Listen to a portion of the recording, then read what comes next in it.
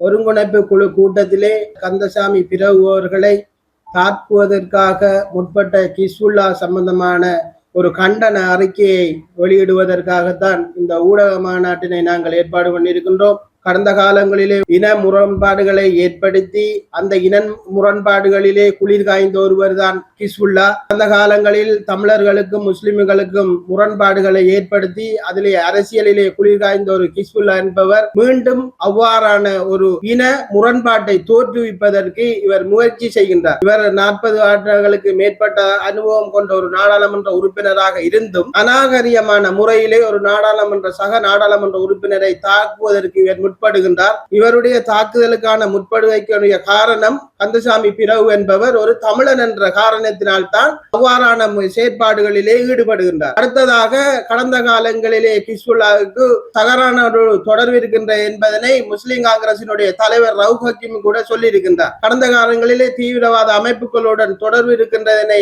வெட்ட வெளிச்சத்தை கொண்டு வந்திருக்கின்றார் ரவுப் ஹக்கீம் அவர்கள். அதனால் இது சம்பந்தமாக அரசாங்கம் ஒரு துரிய விசாரணையை மேற்கொள்ள வேண்டும் என்றும் அத்தோடு கந்தசாமி பிரபு என்பவரிடத்திலே பகிரங்கமாக கிஸ்புல்லா மன்னிப்பு கேட்க வேண்டும் என்றும் நாங்கள் இந்த இடத்திலே கோரிக்கை ஒன்றை முன்வைக்கின்றோம்.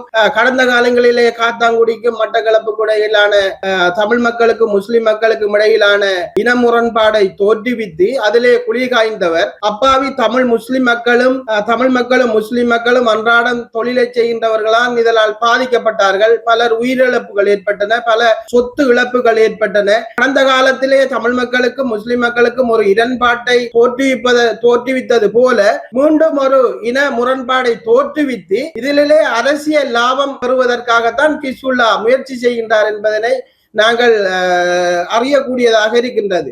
ஆதலால் தயவு செய்து நாடாளுமன்ற உறுப்பினர் சக நாடாளுமன்ற உறுப்பினரை ஒரு ஒருங்கிணைப்பு குழு கூட்டத்திலே தாக்க முற்படுவது உண்மையாகவே கண்டிக்கப்பட வேண்டிய ஒரு விடயம். இதை ஈழ மக்கள் ஜனநாயக கட்சியான நாங்களும் வன்மையாக இந்த சம்பவத்தை கண்டிக்கின்றோம். கடந்த காலங்களிலே நீங்கள் தமிழ் மக்களுக்கும் முஸ்லிம் மக்களுக்கும் இடக்கலவரத்தை தூண்டிவித்து குளிர் காய்ந்தது போல அன்று வாழச்சேனையிலே இருந்த காளி கோவிலை இடித்து மீன் சந்தை அமைத்திருக்கின்றார். இது எந்த காட்டு சட்டத்தை கொண்டு அவர் இந்த காளி கோயிலை எடுத்து மீன் சந்தையினை அவர் புனரமைத்தார்? இது சம்பந்தமாகவும் ரிதிதன்னையிலே அமைந்திருக்கின்ற யூனிவர்சிட்டி பல்கலைக்கழகம் இந்த காணிகள் ரிதிதன்னையில் இருக்கிற இந்த காணிகள் தமிழ் மக்களுடையது முஸ்லிம் மக்களுடைய காணிகளை தன்னுடைய அதிகாரத்தை பயன்படுத்தி தான் அந்த பல்கலைக்கழகத்துக்காக பல ஏக்கர் காணிகளை இவர் தன்னகப்படுத்தினார். இது சம்பந்தமாகவும் இந்த அரசாங்கம் துரிய விசாரணையை மேற்கொள்ள வேண்டும் என்று கௌரவ ஜனாதிபதி அவர்களிடத்திலே நாங்கள் வினயமாய் கேட்டுக்கொள்கின்றோம். அத்தோடு மட்டக்களப்பு நாடாளுமன்ற உறுப்பினர்களுக்கு முதுகெலும்பில்லை. காளி கோயிலை இடித்து அவர் மீன் சந்தை கட்டிய போது அதுக்கு எதிராக இன்னும் எவரும் குரல் கொடுக்கவும் இல்லை. அதற்கெதிராக சட்ட நடவடிக்கை எடுக்கும்படி நாடாளுமன்றத்தில் கதைக்கவும் இல்லை. சட்டமே தெரியாத காட்டு சட்டங்களை பயன்படுத்துகின்ற கிஸ்புல்லா இன்று சட்டங்களை ஒருங்கிணைப்பு குழு கூட்டத்திலே சட்டங்களை பற்றி கதைக்கின்றார்.